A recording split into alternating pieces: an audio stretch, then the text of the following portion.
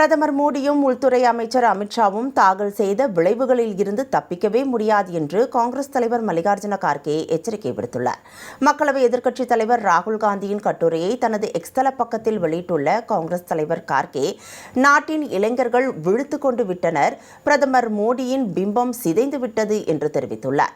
பிரதமர் மோடியும் உள்துறை அமைச்சர் அமித்ஷாவும் தாங்கள் செய்த விளைவுகளுக்கு இளைஞர்களிடம் இருந்தும் காங்கிரசிடம் இருந்தும் தப்பிக்கவே முடியாது என்று கார்கே எச்சரிக்கை விடுத்துள்ளார். இதேபோல் காங்கிரஸ் பொதுச் செயலாளர் ஜெயராம் ரமேஷ் வெளியிட்டுள்ள எக்ஸ் தளப்பதிவில், வெற்று பேச்சு, வீண் தற்பெருமை மற்றும் ஆரவாரம் ஆகியவற்றில் மட்டுமே ஈடுபடும் ஒன்றிய உள்துறை அமைச்சர் அமித்ஷாவின் செயல்பாடுகளால் நாடு சலிப்படைந்து விட்டதாக விமர்சனம் செய்துள்ளார்.